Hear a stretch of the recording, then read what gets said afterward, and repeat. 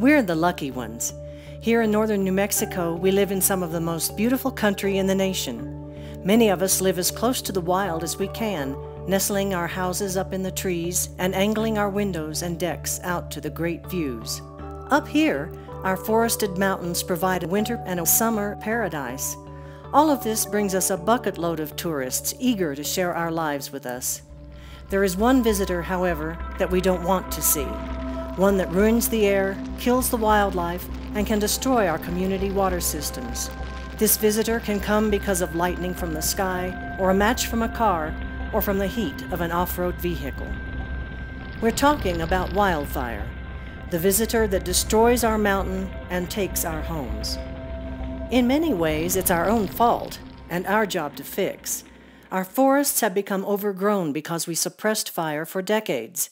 What nature would have handled through small fires, corrections really, to make the forest healthy, we prevented. Now, many of our forests are overgrown and choked.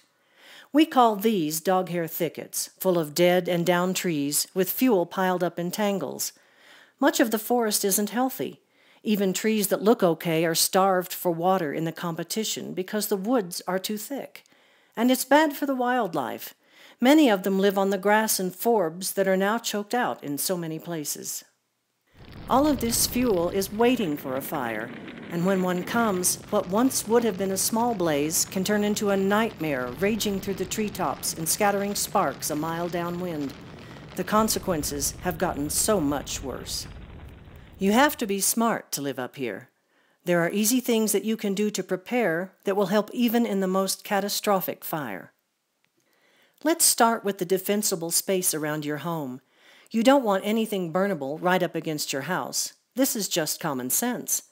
The goal is to prevent the structure from igniting because of sparks or heat. Make sure there's at least a 10-foot belt around the house, and this includes decks and porches and any tree you are saving as part of the house footprint.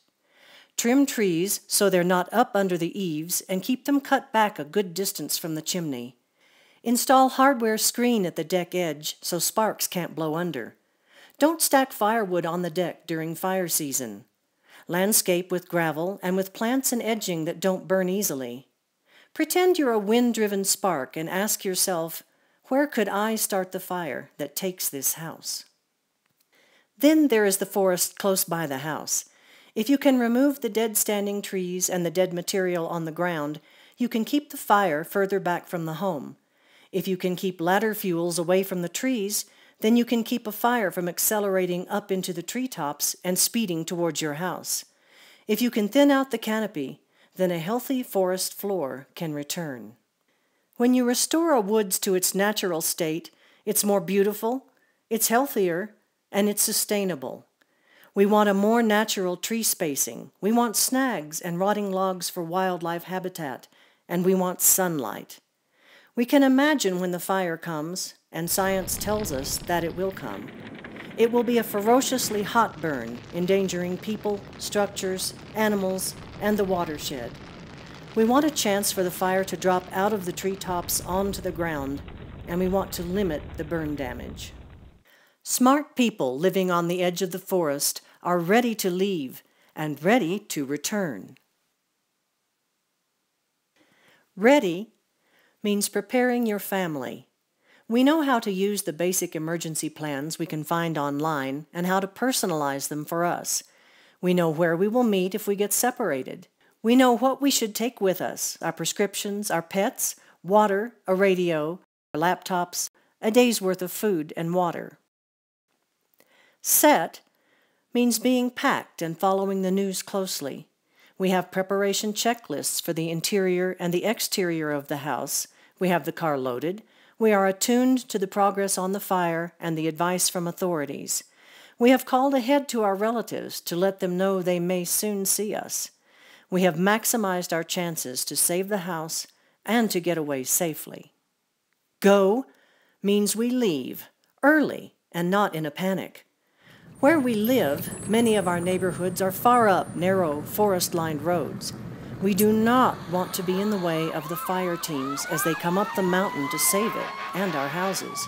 We want them to have clear roads. What is more important, We don't want to be trapped on those roads when the fire comes across. Making a difference is not that hard.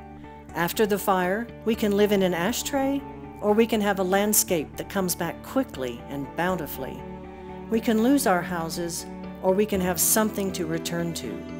You can choose to save the mountain and save your home.